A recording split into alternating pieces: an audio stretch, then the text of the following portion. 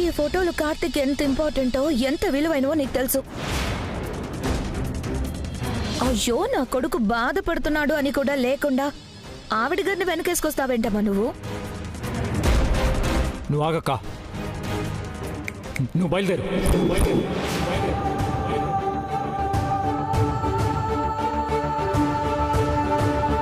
నువ్వు ఇంకొక క్షణం కూడా ఇక్కడ ఉండడానికి వీల్లేదు. Out, get out. కార్తీక్, పిచ్చి కని పట్టిద్దా నీకు? నువ్వేనా ప్రవర్తిస్తోంది? నీ భార్య ఇంట్లోంచి వెళ్ళిపోమంటవేంట్రా? వీల్లేదు. నా పల్లవిని ద్వేషించే వాళ్ళు ఎవరైనా సరే నా కళ్ళ ముందు ఉండడానికి వీల్లేదు. కార్తీక్, నువ్వు అనవసరంగా ఆవేశపడుతున్నావు. రాధిక ఈ ఆల్బమ్ని కాల్చి ఉండదురా. మరెవరు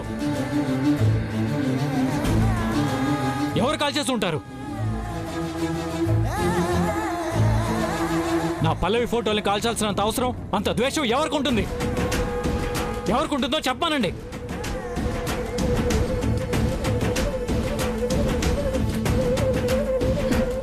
ఇంకెవరికి ఉంటాయి? ఈవిడ గారికే కదా.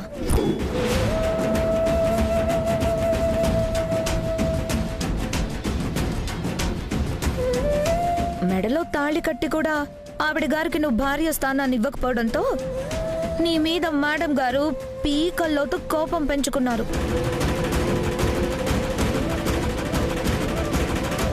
నీ మనసులో పల్లవికి తప్ప తనకి చోటు ఉండదని నువ్వు తెగేసి చెప్పేసరికి తట్టుకోలేకపోయింది. పల్లవి మీద విపరీతమైన ద్వేషాన్ని కూడా పెంచుకుంది. ఆ ద్వేషంతోనే ఇలా పల్లవి ఫోటోల్ని తగలబెట్టేసింది. సకల, నువ్వు నోరు మూసుకునుండు. వాడి కోపానికి ఆజ్యం పోయికు. నిజం చెప్తే ఆజ్యం అంటారు. ఏం చేస్తాం, కర్మ. నీ మంచితనాన్ని చూశాను, కానీ పల్లవి మీద ఎంత ద్వేషాన్ని చూపిస్తావని ఊహించలేదు.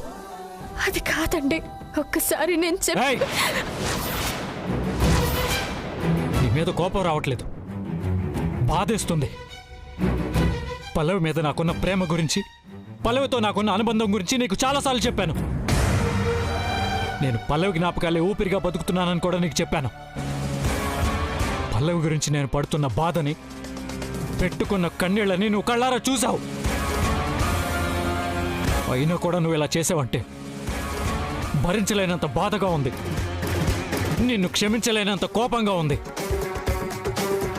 చూడు, నన్ను చంపేసినా సహిస్తాను, కానీ నా పల్లవి జ్ఞాపకాలు నాకు దూరం చేయాలని చూస్తే మాత్రం అస్సలు సహించను.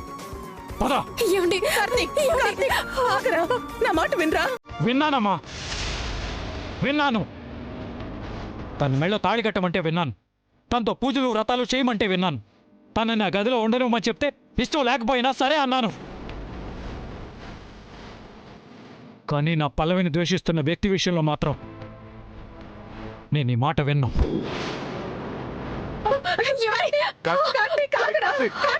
కార్తీక్, ఆగరా.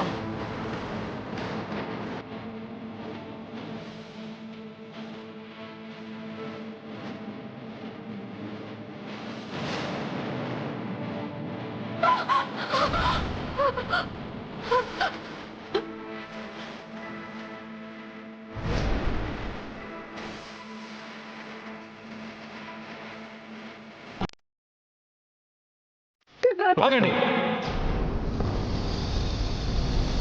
ఎవరైనా ముందుకెళ్ళారో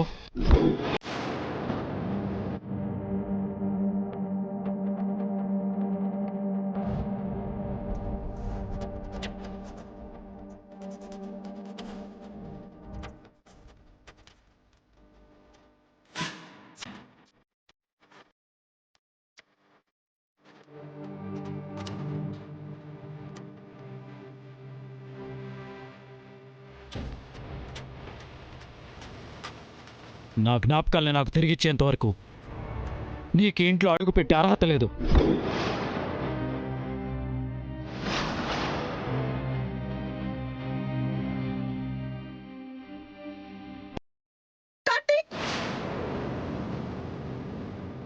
తన ఇంట్లోకి తీసుకురావాలని ఎవరైనా చూస్తే బాగోదు.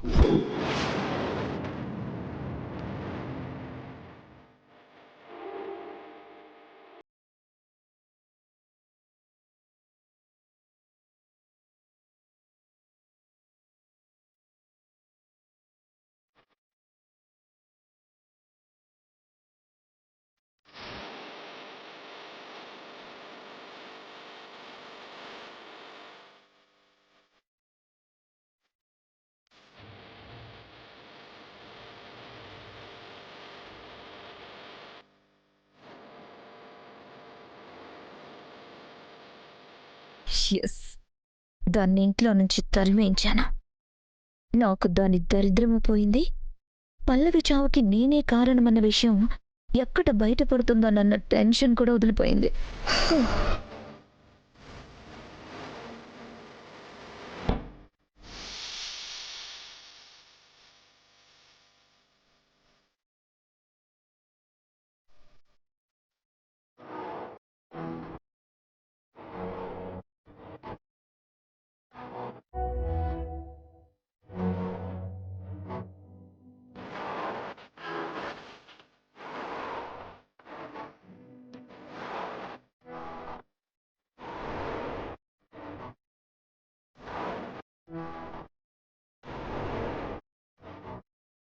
కార్తీక్, నీ బాధ నాకు అర్థమవుతోందిరా. ఈ జ్ఞాపకాలు నీకెంత విలువైనవో, నీకు ఎంత అపురూపమైనవో నాకు తెలుసు. నీ బాధని, నీ కోపాన్ని నేను తప్పు పట్టను. కాని నీ నిర్ణయాన్ని మాత్రం నేను సమర్థించను. ఎందుకు సమర్థించావు? ఎందుకు సమర్థించావమ్మా? తప్పే ఉంది. నా నిర్ణయంలో తప్పే ఉంది. అసలు నా నిర్ణయం తప్పు ఎలా అవుతుంది? తప్పేరా, ముమ్మాటికి తప్పే. భర్తంటే భార్యకి 100 ఏళ్ల నమ్మకంరా. అంతేగాని తన జీవితం ఏ క్షణం ఏమైపోతుందో తెలియని నరకం కాకూడదురా. నేను చేసిందే నీకు కనిపిస్తుంది, కానీ నా మనసు ఎంత రంపపుకోత అనుభవించుంటే నేను అలాంటి నిర్ణయం తీసుకుంటాను నీకు అర్థం కావట్లేదు. అర్థం అవుతోందిరా, కాని కోపాన్ని చూపించే విధానం ఒకటుంటుంది. అంతేగాని నిన్ను నమ్ముకునొచ్చిన ఆడపిల్లని అలా బయటికి గెంటేయడం ధర్మం కాదు. నేనేదైనా సహిస్తాను. నన్ను ఎంత బాధ పెట్టినా భరిస్తాను, క్షమిస్తాను. కానీ నా పల్లవికి సంబంధించిన విషయంలో తప్పు చేస్తే మాత్రం భరించను, క్షమించను. అందుకని రాధికని ఇంట్లోంచి బయటికి పంపించేస్తే అది తిరిగొస్తుందా? నీ బాధ పోతుందా? ఏమన్నావమ్మా? పోయిన ఫోటోలు తిరిగొస్తాయనా? ఆ మాట నువ్వు అంత తేలిగ్గా ఎలా అనగలుగుతున్నావమ్మా? నా ఉద్దేశం అది కాదు కార్తీక్. ఇవి మీ దృష్టిలో కేవలం ఫోటోలు, కానీ నాకు మాత్రం నన్ను బతికిస్తున్న జ్ఞాపకాలు. నా జ్ఞాపకాలు కాలిపోయినందుకు నా గుండె కాలిపోయిందమ్మా. కార్తీక్, నేను కాదనట్లేదు, కానీ ఒకసారి నేను చెప్పేది అర్థం చేసుకోవడానికి ప్రయత్నించు. నేను కాదమ్మా, నువ్వు అర్థం చేసుకో. పల్లవి పోయినప్పుడు ఒకసారి చచ్చిపోయాను.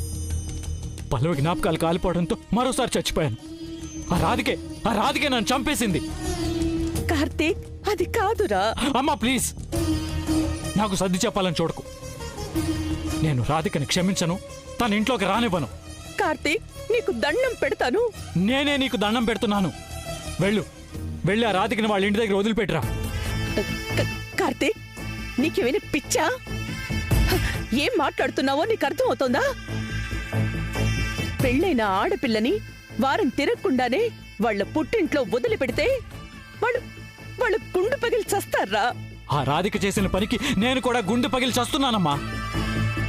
అది కాదు కార్తీక్. అమ్మా ప్లీజ్, తన నీడ కూడా నన్ను తాకడానికి వీల్లేదు. తన మాట కూడా నాకు వినపడకూడదు, తన నాకు కనపడకూడదు. తీసుకెళ్ళు, తన్నెక్కడి నుంచి తీసుకెళ్ళు. కార్తీక్ ప్లీజ్. అమ్మా నీకు దండం పెడతాను. రాధికని తీసుకెళ్ళు, ఇక్కడి నుంచి తీసుకెళ్ళు.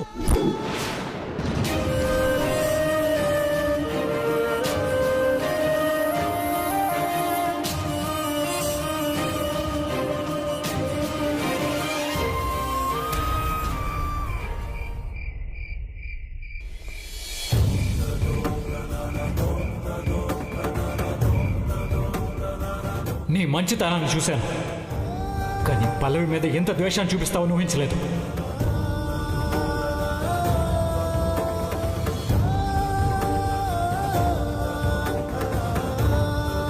నా జ్ఞాపకాల్ని నాకు తిరిగిచ్చేంత వరకు నీకు ఇంట్లో అడుగుపెట్టే అర్హత లేదు.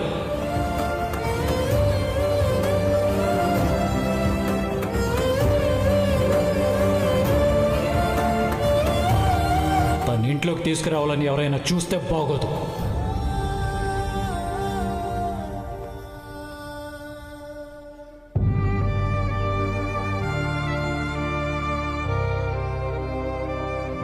అమ్మ రాధిక, లోపలికి వెళ్దాం పదా. అలాగే ఉంటావేంటమ్మా? లోపలికి వెళ్దాం పదా. వద్దత్తయ్య, ఆయన నన్ను వెళ్ళిపోమని చెప్పిన తర్వాత మీరు నన్ను తీసుకెళ్తే ఆయన గౌరవం పోయినట్టు అవుతుంది. ఏంటి వాడి గౌరవం పోయేది?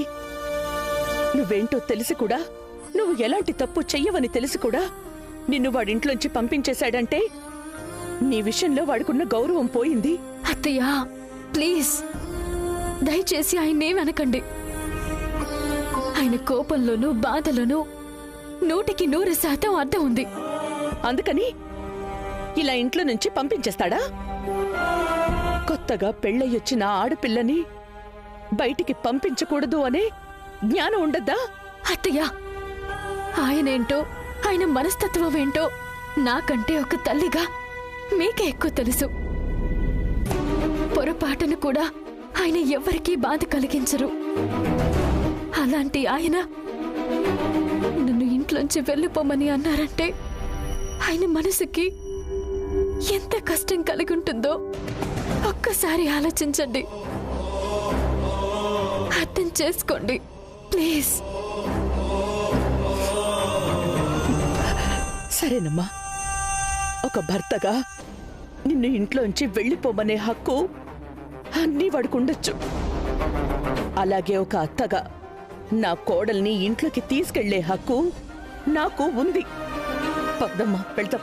వద్దత్తయ్య, వద్దు. ఆయన అసలుకి చాలా బాధలో ఉన్నారు. ఇప్పుడు నేను ఇంట్లోకి వస్తే ఆయన బాధ ఇంకా ఎక్కువ అవుతుంది. అది కాదమ్మా. ప్లీజ్ అత్తయ్య, ప్లీజ్. ఇంట్లో అనవసరంగా లేనిపోని గొడవలు జరుగుతాయి. మీరు మీ అబ్బాయి గారి ముందు దోషిగా నిలబడాల్సి వస్తుంది. దయచేసి నా కారణంగా మీకు అలాంటి పరిస్థితి రాకూడదు. నాకంతకంటే బాధ మరొకటి ఉండదు. అర్థం చేసుకోండి ప్లీజ్ అత్తయ్య, ప్లీజ్.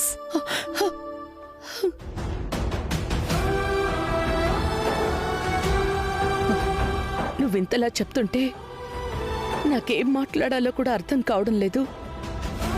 సరే, నిన్ను మీ ఇంట్లో వదిలిపెట్టేసి వస్తాను. వద్దత్తయ్య, వద్దు. ఈ టైంలో నేను మా ఇంటికి వెళ్తే మా అమ్మ వాళ్ళు భయపడతారు.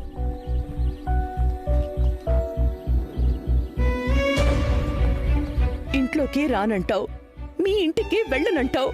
మరి మరి ఎలాగమ్మా? ఈ రాత్రికి ఇక్కడే ఉంటాను అత్తయ్య. తెల్లారేసరికల్లా ఆ దేవుడు ఏదో ఒక దారి చూపించకపోతాడా? మీరు వెళ్ళండి అత్తయ్య. నిన్నిలాంటి పరిస్థితుల్లో వదిలేసి నేను ఎలా వెళ్ళగలనమ్మా? ప్లీజ్ అత్తయ్య, మీరిక్కడే ఉంటే నాకింకా బాధ కలుగుతుంది. దయచేసి వెళ్ళండి. ఎలాగమ్మా? నిన్నిక్కడ ఒంటరిగా వదిలేసి నేనెలా వెళ్ళను? ఏం పర్వాలేదు అత్తయ్య, మీకు దండం పెడతాను. దయచేసి వెళ్ళిపోండి ప్లీజ్ అత్తయ్య, ప్లీజ్. అది కాదు. మీరిక్కడి నుంచి వెళ్ళలేదంటే నేనెక్కడికి వెళ్తానో నాకే తెలీదు.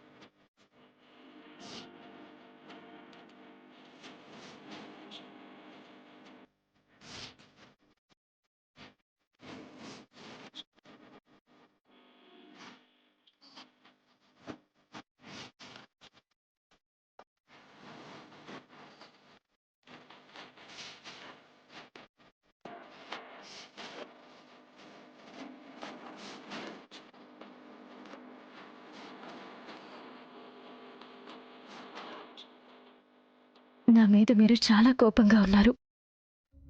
కానీ నేను చలికి వణికిపోతుంటే చూడలేక జాలి పడుతున్నారు. గార్డియన్ అనే బాధ్యతతో బెడ్షీట్ ఇచ్చానని మీరు అనుకుంటున్నారు. కానీ నేను ఇబ్బంది పడుతుంటే చూడలేక నా భర్త నా కోసం తీసుకొచ్చారని నేను అనుకుంటున్నాను. ఏమండి, ఇప్పుడు మీ మనసులో నా మీదున్న జాలి త్వరలోనే ప్రేమగా మారుతుంది. మీరు అనుకుంటున్న గార్డియన్ బాధ్యత భర్త తాలూకు బాధ్యతని మీకు త్వరలోనే అర్థమవుతుంది.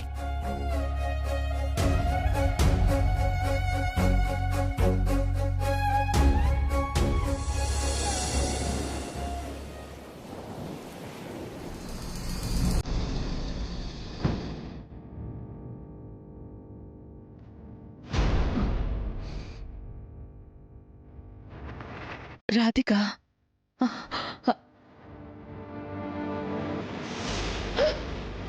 రాధిక,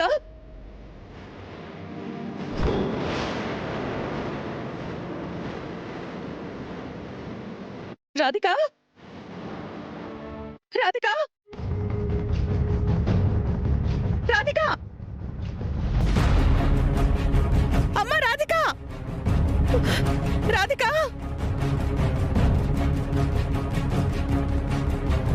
రాధిక, అమ్మ రాధిక, రాధిక, అమ్మ రాధిక, రాధిక.